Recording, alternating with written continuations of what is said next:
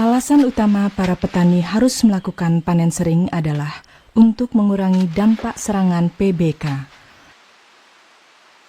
Para petani sebaiknya panen setiap 7-10 hari demi untuk menghentikan daur hidup PBK. Ini sangat penting.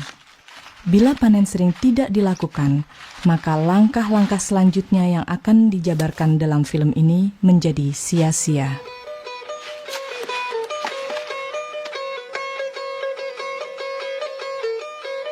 Kita dapat mengetahui kematangan kakao berdasarkan perubahan warna pada buah. Tanda awal kematangan adalah saat alur-alur pada buah mulai berubah warna, dan benar-benar masak saat perubahan warna mencapai 50% atau lebih. Kakao muda yang berwarna hijau akan berubah kuning ketika masak, dan buah kakao ungu akan berubah menjadi oranye ketika siap untuk dipanen. Buah kakao yang baru matang sangat rentan terhadap serangan hama dan penyakit, jadi harus dipanen secepatnya.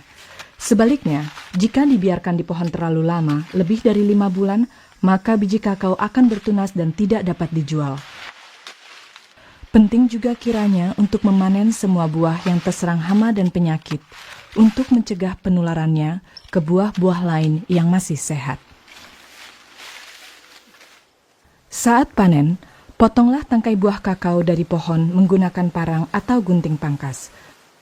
Hati-hati ketika memotong agar tidak mengenai daging buah dan melukai biji di dalamnya. Untuk memaksimalkan hasil panen berikutnya, potonglah tangkai buah sedekat mungkin dari buahnya, menyisakan 1-1,5 cm dari batang untuk merangsang pertumbuhan buah baru. Penting juga diperhatikan untuk tidak merusak pohon saat panen. Jangan memutar,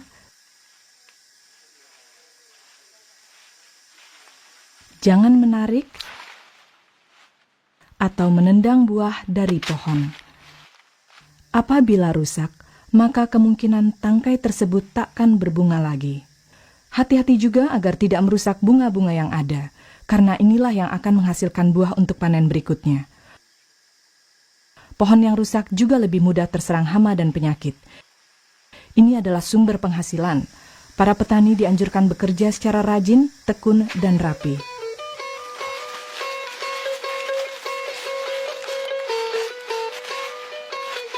Penting kiranya bagi petani untuk bisa mengenali buah-buah yang bagus dari yang jelek. Setelah dipanen, pisahkan buah-buah kakao ke dalam 2 kelompok.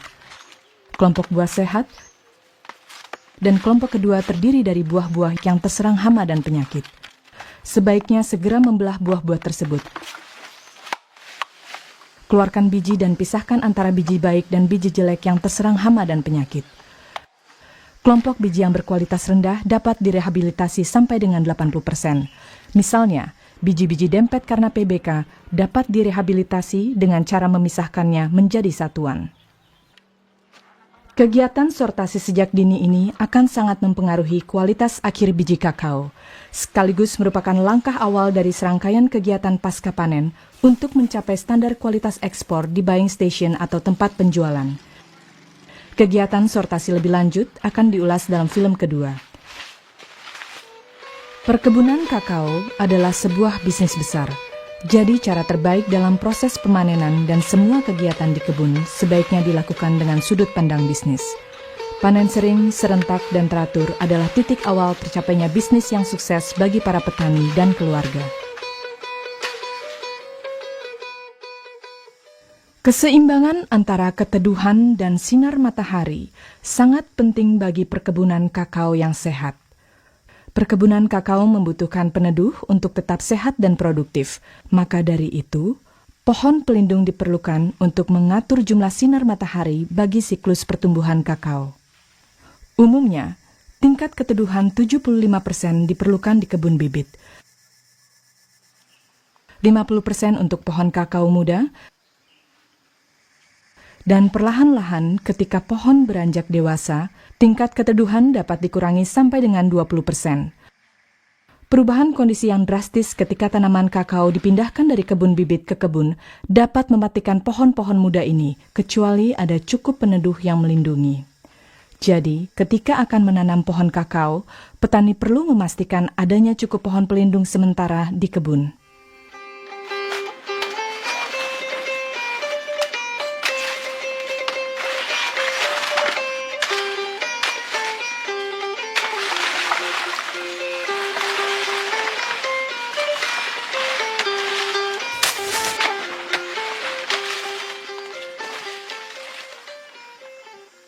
Pada kondisi tanah tropis seperti di Sulawesi, perkebunan kakao membutuhkan pohon pelindung, kelembaban cukup, dan pupuk untuk melindungi pohon kakao dan menjamin hasil panen yang produktif.